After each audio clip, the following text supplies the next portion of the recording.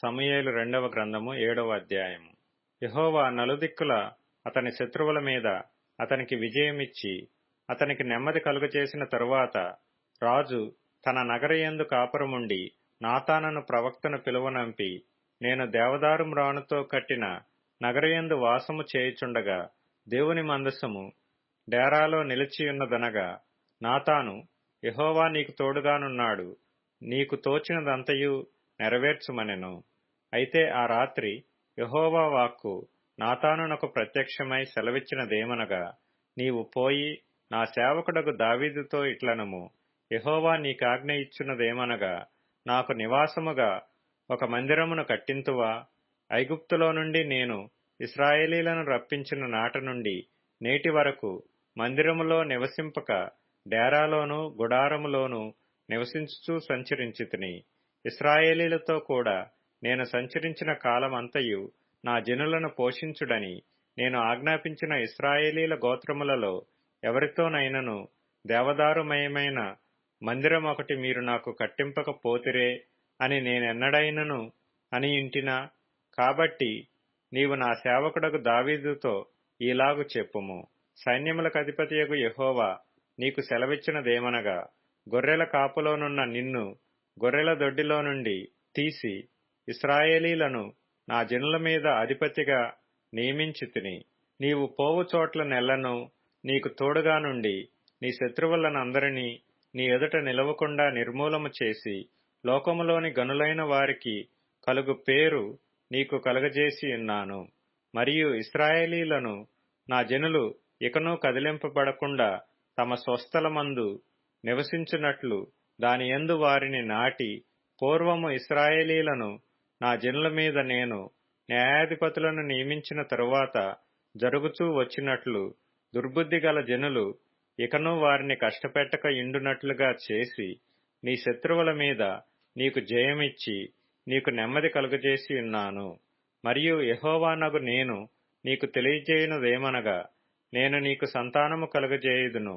నీ దినములు సంపూర్ణములగునప్పుడు నీవు నీ పితరులతో కూడా నిద్రించిన తరువాత నీ గర్భములో నుండి వచ్చిన నీ సంతతిని హెచ్చించి రాజ్యమును అతనికి స్థిరపరచెదను. అతడు నా నామ ఘనత కొరకు ఒక మందిరమును కట్టించును. అతని రాజ్య సింహాసనమును నేను నిత్యముగా స్థిరపరచెదను. నేనతనికి తండ్రినేయుందును, అతడు నాకు కుమారుడైయుండును. అతడు పాపము చేసిన ఎడల నరుల దండముతోనూ మనుషులకు తగులు దెబ్బలతోనూ అతని శిక్షింతును గాని, నిన్ను స్థాపించుటకై నేను కొట్టివేసిన సౌలునకు నా కృప దూరమైనట్లు అతనికి నా కృప దూరము చేయను. నీ మట్టుకు నీ సంతానమును నీ రాజ్యమును నిత్యము స్థిరమగును, నీ సింహాసనము నిత్యము స్థిరపరచబడును అనెను. తనకు కలిగిన దర్శనమంతటిని బట్టి ఈ మాటలన్నిటి చొప్పున నాతాను దావీదునకు వర్తమానము తెలియజెప్పెను. దావీదు రాజు లోపల ప్రవేశించి యెహోవా సన్నిధిని కూర్చుండి ఈలాగున మనవి చేసెను, నా ప్రభువా యెహోవా, ఇంతగా నీవు నన్ను హెచ్చించుటకు నేనెంతటి వాడను? నా కుటుంబము ఏపాటిది? ఇంత హెచ్చుగా చేసినదంతయు నీ దృష్టికి కొంచెమై మానవుల పద్ధతిని బట్టి బహుకాలము జరిగిన తరువాత నీ దాసుడనైన నా సంతానమునకు కలగబోవు దానిని గూర్చి నీవు సెలవిచ్చి ఉన్నావు. యెహోవా నా ప్రభువా, దావీదు అను నేను ఇక నీతో ఏమి చెప్పుకొందును? యెహోవా నా ప్రభువా, నీ దాసుడనైన నన్ను నీవు ఎరిగియున్నావు. నీ వాక్కును బట్టి నీ ఇష్టానుసారముగా ఈ ఘనకార్యములను జరిగించి నీ దాసుడనగు నాకు దీని తెలియజేసితివి. కాబట్టి దేవా యెహోవా, నీవు అత్యంతమైన ఘనత గలవాడవు. నీవంటి దేవుడు ఒకడునూ లేడు. మేము వినిన దానినంతటినీ బట్టి చూడగా నీవు తప్ప దేవుడెవడనూ లేడు. నీకు జనులగుటకై వారిని నీవు విమోచించునట్లును నీకు ఖ్యాతి కలుగునట్లును నీ జనులను బట్టి నీ దేశమునకు భీకరమైన మహాకార్యములను చేయునట్లును దేవుడువైన నీవు ఐగుప్తు దేశములో నుండియు ఆ జనుల వశములో నుండియు వారి దేవతల వశములో నుండియు నీవు విమోచించిన ఇశ్రాయేలీలను నట్టి నీ జనుల వంటి జనము లోకమునందు మరి ఎక్కడనున్నది? మరియు యెహోవావైన నీవు వారికి దేవుడువై ఉండి వారు నిత్యము నీకు ఇశ్రాయేలీలను పేరుగల జనులై ఇండునట్లుగా వారిని నిర్ధారణ చేసితివి. దేవా యెహోవా, నీ దాసుడనగు నన్ను గూర్చియు నా కుటుంబమును గూర్చియు నీవు సెలవిచ్చిన మాట ఎన్నటికీ నిల్చున్నట్లు దృఢపరచి, సైన్యములకధిపతియగు యెహోవా ఇశ్రాయేలీలకు దేవుడై ఉన్నాడను మాట చేత నీ నామమునకు శాశ్వత మహిమ కలుగునట్లును, నీ దాసుడనైన నా కుటుంబము నీ సన్నిధిని స్థిరపరచబడినట్లును నీవు సెలవిచ్చిన మాట నెరవేర్చుము. ఇశ్రాయేలీల దేవా, సైన్యములకధిపతియగు యెహోవా, నీకు సంతానము కలుగజేయుదునని నీవు నీ దాసుడనైన నాకు తెలియపరిచితివి గనుక ఈలాగున నీతో మనవి చేయుటకై నీ దాసుడనైన నాకు ధైర్యము కలిగెను. యెహోవా నా ప్రభువా, మేలు దయచేయుదునని నీవు నీ దాసుడనైన నాకు సెలవిచ్చుచున్నావే. నీవు దేవుడువు గనుక నీ మాట సత్యము. దయచేసి నీ దాసుడనైన నా కుటుంబము నిత్యము నీ సన్నిధిని ఉండునట్లుగా దానిని ఆశీర్వదించుము. యెహోవా నా ప్రభువా, నీవు సెలవిచ్చి ఉన్నావు. నీ ఆశీర్వాదము నుండి నా కుటుంబము నిత్యము ఆశీర్వదింపబడునుగాక. సమూయేలు 2వ గ్రంథము 8వ అధ్యాయము. దావీదు ఫిలిష్తీయులను ఓడించి లోపర్చుకొని వారి వశములో నుండి మెతెగమ్మాను పట్టుకొనెను. మరియు అతడు మోయాబీయులను ఓడించి పట్టుబడిన వారిని నేల పొడుగున పండజేసి తాడుతో కొలిచి 2 తాడుల పొడుగుననున్నవారు చావవలననియు 1 తాడు పొడుగుననున్నవారు బ్రతకవచ్చుననియు నిర్ణయించెను.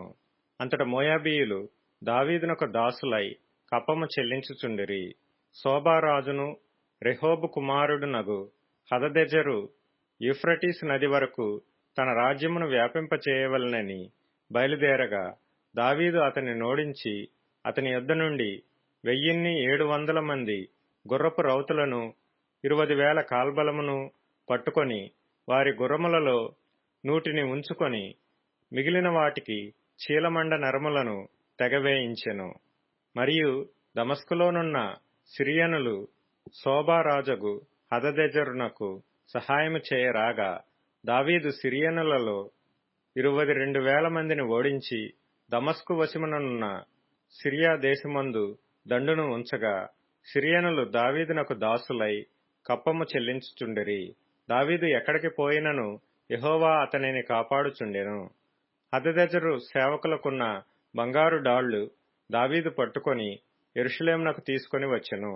మరియు బెతహు, బేరోతై అను హదదెజరు పట్టణములలో దావీదు రాజు విస్తారమైన ఇత్తడిని పట్టుకొనెను. దావీదు హదదెజరు దండు అంతయు ఓడించిన సమాచారము హమాతు రాజైన తోయికి వినబడెను.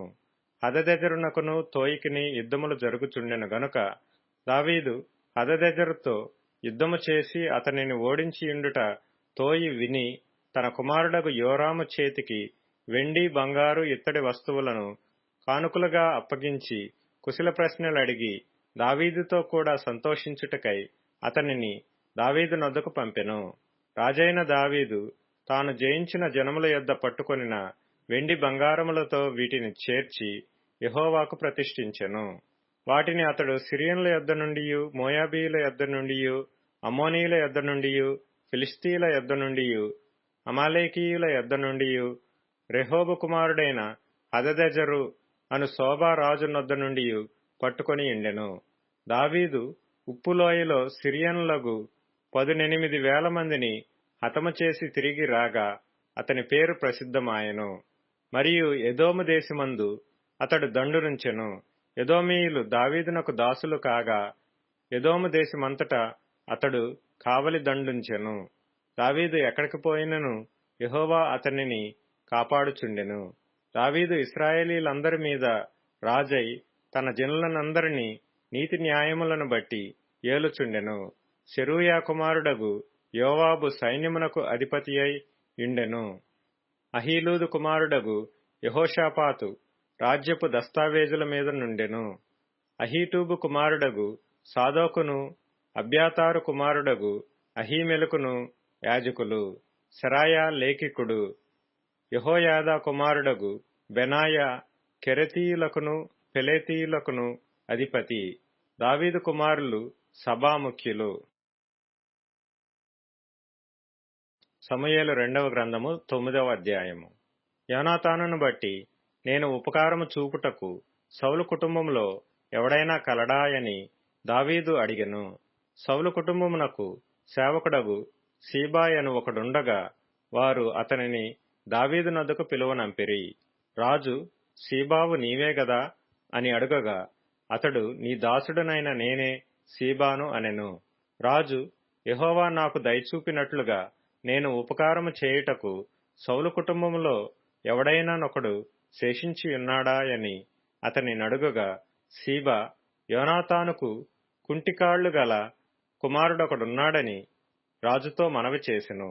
అతడెక్కడ ఉన్నాడని రాజు అడుగగా, సీబా, చిత్తగించుము, అతడు లోదెబారులో అమ్మీయేలు కుమారుడగు మాకీరు ఇంటనున్నాడని రాజుతో అనెను. అప్పుడు రాజైన దావీదు మనుష్యులను పంపి లోదెబారులోనున్న అమ్మీయేలు కుమారుడగు మాకీరు ఇంట నుండి అతని రప్పించెను. సౌలు కుమారుడైన యోనాతానునకు పుట్టిన మెఫీబోషెతు దావీదు నొద్దకు వచ్చి సాగిలపడి నమస్కారము చేయగా, దావీదు మెఫీబోషెతు అని అతని పిలిచినప్పుడు అతడు, చిత్తము, నీ దాసుడనైన నేనున్నానెను. అందుకు దావీదు, నీవు భయపడవద్దు, నీ తండ్రి అయిన యోనాతాను నిమిత్తము నిజముగా నేను నీకు ఉపకారము చూపి నీ పితరుడైన సౌలు భూమి అంతయు నీకు మరలా ఇప్పింతును. మరియు నీవు సదాకాలము నా బల్ల యొద్దనే భోజనము చేయుదువని సెలవీయగా, అతడు నమస్కరించి, చచ్చిన కుక్క వంటి వాడనైన నా ఎడల నీవు దయచూపుటకు నీ దాసుడనగు నేను ఎంతటి వాడను అనెను. అప్పుడు రాజు సౌలు సేవకుడైన సీబాను పిలువనంపి, సౌలునకును అతని కుటుంబమునకును కలిగిన సొత్తంతటిని నీ యజమానుని కుమారునికి నేనిప్పించియున్నాను. కాబట్టి నీవును నీ కుమారులను నీ దాసులను అతని కొరకు ఆ భూమిని సాగుబడి చేసి నీ యజమానుని కుమారునికి భోజనమునకై ఆహారము కలుగునట్లు నీవు దాని పంట తేవలెను. నీ యజమానుని కుమారుడైన మెఫీబోషెతు ఎల్లప్పుడూ నా బల్ల యొద్దనే భోజనము చేయునని సెలవిచ్చెను. ఈ సీబాకు 15 మంది కుమారులను 20 మంది దాసులను ఉండిరి. నా ఏలినవాడగు రాజు తన దాసునికిచ్చిన ఆజ్ఞ అంతటి చొప్పున నీ దాసుడనైన నేను చేసేదనని సీబా రాజుతో చెప్పెను. కాగా మెఫీబోషెతు రాజకుమారులలో ఒకడైనట్టుగా రాజు బల్ల యొద్దనే భోజనము చేయుచుండెను. మెఫీబోషెతునకు ఒక చిన్న కుమారుడుండెను, వాని పేరు మీకా. మరియు సీబా ఇంటిలో కాపురమున్న వారందరూ మెఫీబోషెతునకు దాసులుగా ఉండిరి. మెఫీబోషెతు యెరూషలేములో కాపురముండి సదాకాలము రాజు బల్ల యొద్ద భోజనము చేయుచుండెను. అతని కాళ్లు రెండును కుంటివి. సమూయేలు 2వ గ్రంథము 10వ అధ్యాయము. పిమ్మట అమ్మోను రాజు మృతి నొందగా అతని కుమారుడగు హానూను అతని రాజ్యము నేలుచుండెను. దావీదు హానూను తండ్రి అయిన నాహాషు నాకు చేసిన ఉపకారమునకు నేను హానూనునకు ప్రత్యుపకారము చేతుననుకొని అతని తండ్రి నిమిత్తము అతని నోదార్చుటకై తన సేవకుల చేత సమాచారము పంపించెను. దావీదు సేవకులు అమ్మోనీయుల దేశములోనికి రాగా అమ్మోనీయుల గనులు తమ రాజగు హానూనుతో ఈలాగు మనవి చేసిరి, నీ తండ్రిని సన్మానించుటకే దావీదు నీ యొద్దకు ఓదార్చువారిని పంపెనని నీవనుకొనుచున్నావా? ఈ పట్టణమును నాశనము చేయవలనని దాని శోధించుటకై వారిని అతడు వేగు నిమిత్తమే పంపించియున్నాడని నీకు తోచలేదా? అంతటా హానూను దావీదు పంపించిన సేవకులను పట్టుకొని సగము గడ్డము గొరిగించి వారు తొడుగుకొనిన బట్టలను నడిమికి పిర్రల మట్టుకు కత్తిరించి వారిని వెళ్లగొట్టెను. ఈ సంగతి దావీదునకు వినబడినప్పుడు ఆ మనుష్యులు బహు సిగ్గునొందిరని వారిని ఎదుర్కొనుటకై మనుషులను పంపించి, మీ గడ్డములు పెరుగు వరకు యెరికో పట్టణమందు ఆగి అటు తర్వాత రండని వారితో చెప్పుడనెను. దావీదు దృష్టికి మనలను మనము హేయపరచుకొంటిమని అమ్మోనీయులు గ్రహించి దూతలను పంపి బేత్రెహోబుతోనూ అరాము సోబాతోనూ చేరిన సిరియనులలో నుండి 20,000 మంది కాల్బలమును, మైకా రాజునొద్ద నుండి 1,000 మంది బంటులను, టోబులో నుండి 12,000 మంది బంటులను జీతమునకు పిలిపించుకొనిరి. దావీదు ఈ సంగతి విని యోవాబును శూరుల దండంతటినీ పంపెను. అమ్మోనీయులు బయలుదేరి గుమ్మమునకెదురుగా యుద్ధ పంక్తులు తీర్చిరి. శోబా సిరియన్లును, రెహోబు సిరియన్లును, మైకా వారును, టోబు వారును విడిగా పొలములో నిలిచిరి. యోవాబు తనకు వెనుకను ముందును వారు యుద్ధ పంక్తులు తీర్చియుండుట చూచి ఇశ్రాయేలీలలో బలాఢ్యులను ఏర్పరచి పంక్తులు తీర్చి సిరియన్లను ఎదుర్కొనబోయెను. అమ్మోనీయులను ఎదుర్కొనుటకై మిగిలిన వారిని తన సహోదరుడగు అబీషైకి అప్పగించి, సిరియన్ల బలము నాకు మించిన ఎడల నీవు నన్ను ఆదుకొనవలెను. అమ్మోనీయుల బలము నీకు మించిన ఎడల నేను వచ్చి నిన్ను ఆదుకొందునని చెప్పి అమ్మోనీయులను ఎదుర్కొనుటకై తన వారిని వ్యూహపరచెను. అప్పుడు ధైర్యము తెచ్చుకొమ్ము, మన జనులను మన దేవుని పట్టణములను తలంచుకొని ధైర్యము తెచ్చుకొందము. తన దృష్టికి ఏది అనుకూలమో యెహోవా దానిని చేయునుగాక అని అబీషైతో చెప్పి, యోవాబును అతనితో కూడానున్న వారును సిరియన్లతో యుద్ధము చేయ బయలుదేరగానే వారు అతని ఎదుట నిలువజాలక పారిపోయిరి. సిరియన్లు పారిపోవుట అమ్మోనీయులు చూచి వారును అబీషై ఎదుట నిలువలేక పారిపోయి పట్టణములో చొరబడగా యోవాబు అమ్మోనీయులను విడిచి యెరూషలేమునకు వచ్చెను. అయితే సిరియన్లు తాము ఇశ్రాయేలీల చేతిలో ఓడిపోతిమని తెలుసుకొని గుంపు కూడిరి. హదదెజరు నది అవతలనున్న సిరియన్లను పిలువనంపగా వారు హేలామునకు వచ్చిరి. హదదెజరు సైన్యాధిపతియగు షోబకు వీరికి అధిపతిగా ఉండెను. దావీదునకు ఈ వార్త వినబడినప్పుడు అతడు ఇశ్రాయేలీలందరినీ సమకూర్చి యోర్దాను నది దాటి హేలామునకు వచ్చెను. సిరియన్లు సన్నద్ధులై దావీదును ఎదుర్కొన వచ్చి అతనితో యుద్ధము కలిపి ఇశ్రాయేలీల ఎదుట నిలువజాలక పారిపోగా దావీదు సిరియనులలో 700 మంది రధికులను 40,000 మంది గుర్రపు రౌతులను హతము చేసెను. మరియు వారి సైన్యాధిపతియగు షోబకు దావీదు చేతిలో ఓడిపోయి అచ్చటనే చచ్చెను. హదదెజరునకు సేవకులగు రాజులందరూ తాము ఇశ్రాయేలీల ఎదుట నిలవలేకుండా కొట్టబడి ఉండుట చూచి ఇశ్రాయేలీలతో సమాధానపడి వారికి లోబడిరి. సిరియన్లు భయాక్రాంతులై అమ్మోనీయులకు ఇక సహాయము చేయుట మానిరి. సమూయేలు 2వ గ్రంథము 11వ అధ్యాయము. వసంతకాలమున రాజులు యుద్ధమునకు బయలుదేరు సమయమున దావీదు యోవాబును అతని వారిని ఇశ్రాయేలీలందరినీ పంపగా వారు అమ్మోనీయులను సంహరించి రబ్బా పట్టణమును ముట్టడి వేసిరి.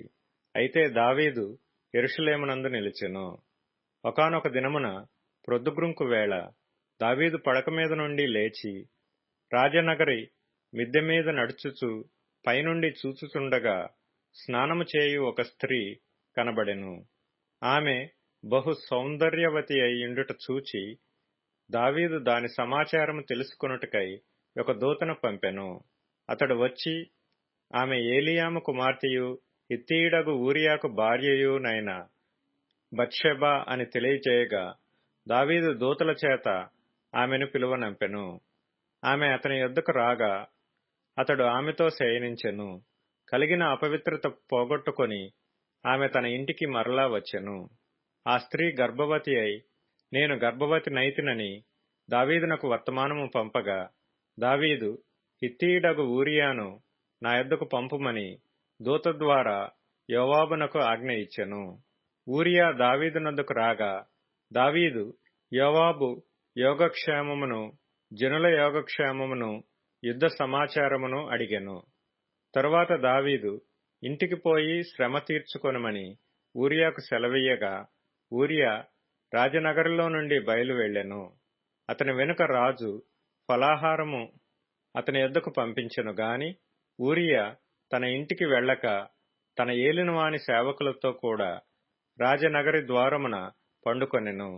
ఊరియా తన ఇంటికి పోలేదను మాట దావీదునకు వినబడినప్పుడు దావీదు ఊరియాను పిలిపించి నీవు ప్రయాణము చేసి వచ్చితివి గదా, ఇంటికి వెళ్ళకపోతివేమని ఎడగగా, ఊరియా, మందసమును ఇశ్రాయేలు వారును యూదావారును గుడారములలో నివసించుచుండగను నా అధిపతియగు యోవాబును నా ఏలినవాడవగు నీ సేవకులను బయట దండులో నుండగను భోజనపానములు చేయుటకును నా భార్య యొద్ద పరుండుటకును నేను ఇంటికి పోదునా? నీ తోడు, నీ ప్రాణము తోడు నేనాలాగు చేయువాడను కానని దావీదుతో అనెను. దావీదు, నేడును నీవిక్కడ ఉండుము, రేపు నీకు సెలవిత్తునని ఊరియాతో అనగా, ఊరియా నాడును మరునాడును యెరూషలేములో నిలిచెను. అంతలో దావీదు అతనిని భోజనమునకు పిలిపించెను. అతడు బాగుగా తిని త్రాగిన తరువాత దావీదు అతని మత్తునిగా చేసెను.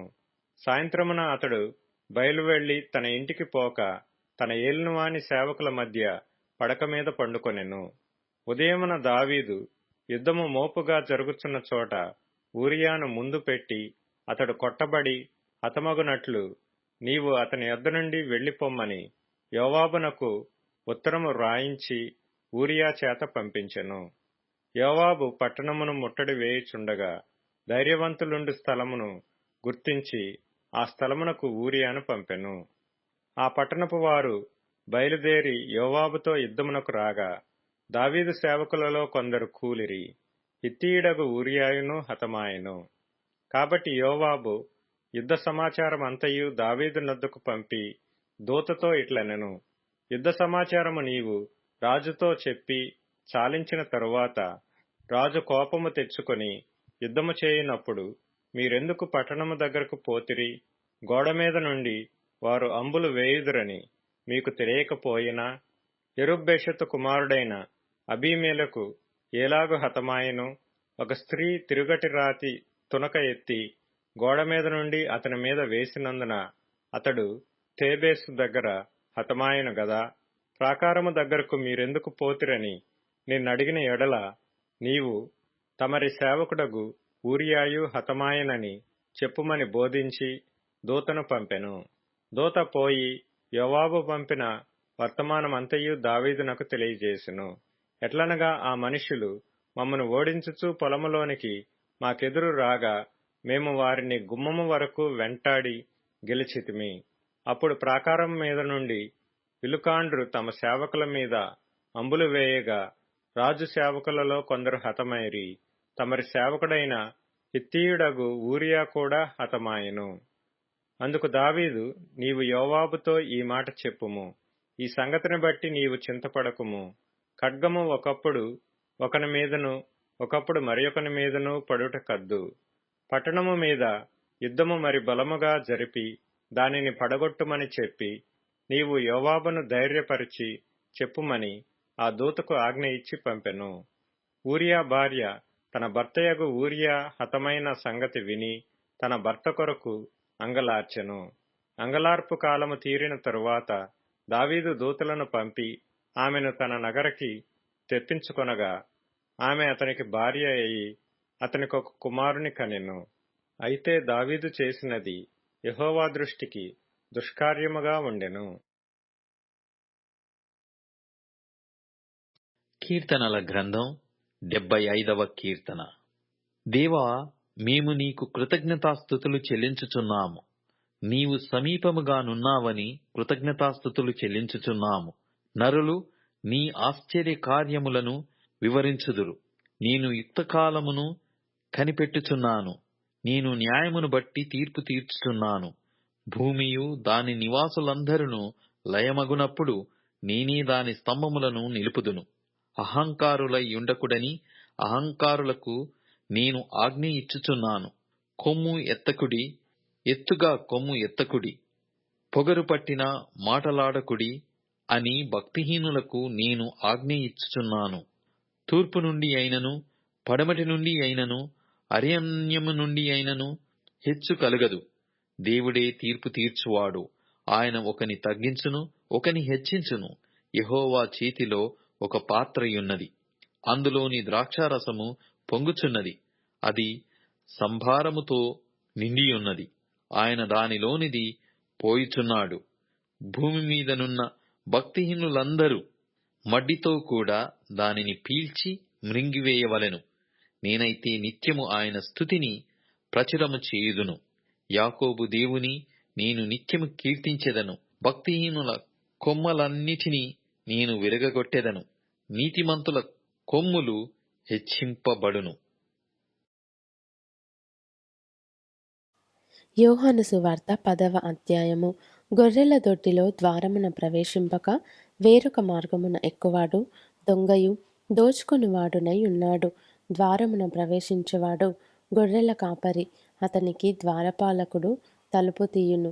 గొర్రెలు అతని స్వరము వినును. అతడు తన సొంత గొర్రెలను పేరు పెట్టి పిలిచి వాటిని వెలుపలికి నడిపించును. మరియు అతడు తన సొంత గొర్రెలనన్నిటినీ వెలుపలికి నడిపించినప్పుడెల్లా వాటికి ముందుగా నడుచును. గొర్రెలు అతని స్వరమెరుగును గనుక అవి అతనిని వెంబడించును. అన్యుల స్వరము అవి ఎరుగవు గనుక అన్యుని ఎంతమాత్రమును వెంబడింపక వాని యొద్ద నుండి పారిపోవునని మీతో నిశ్చయముగా చెప్పుచున్నానని వారితో అనెను. ఈ సాదృశ్యము యేసు వారితో చెప్పెను గాని ఆయన తమతో చెప్పిన సంగతులెట్టివో వారు గ్రహించుకొనలేదు. కాబట్టి యేసు మరల వారితో ఇట్లనెను, గొర్రెలు పోవు ద్వారమును నేనే. నాకు ముందు వచ్చిన వారందరూ దొంగలును దోచుకొని వారునై ఉన్నారు. గొర్రెలు వారి స్వరము వినలేదు. నేనే ద్వారమును. నా ద్వారా ఎవడైనా లోపల ప్రవేశించిన ఎడల వాడు రక్షింపబడిన వాడై లోపలికి పోవచ్చు, బయటికి వచ్చుచు మేత మేయుచు నుండును. దొంగ దొంగతనమును, హత్యను, నాశనమును చేయుటకు వచ్చును గాని మరి దేనికిని రాడు. గొర్రెలకు జీవము కలుగుటకును అది సమృద్ధిగా కలుగుటకును నేను వచ్చితినని మీతో నిశ్చయముగా చెప్పుచున్నాను. నేను గొర్రెలకు మంచి కాపరిని. మంచి కాపరి గొర్రెల కొరకు తన ప్రాణము పెట్టును. జీతగాడు గొర్రెల కాపరి కాడు గనుక గొర్రెలు తనవి కానందున తోడేలు వచ్చుట చూచి గొర్రెలను విడిచిపెట్టి పారిపోవును. తోడేలు ఆ గొర్రెలను పట్టి చెదరగొట్టును. జీతగాడు జీతగాడే గనుక గొర్రెలను గూర్చి లక్ష్యము చేయక పారిపోవును. నేను గొర్రెల మంచి కాపరిని. తండ్రి నన్ను ఏలాగున ఎరుగునో నేను తండ్రిని ఏలాగు ఎరుగుదునో అలాగే నేను నా గొర్రెలను ఎరుగుదును. నా గొర్రెలు నన్ను ఎరుగును మరియు గొర్రెల కొరకు నా ప్రాణము పెట్టుచున్నాను. ఈ దొడ్డివి కాని వేరే గొర్రెలును నాకు కలవు.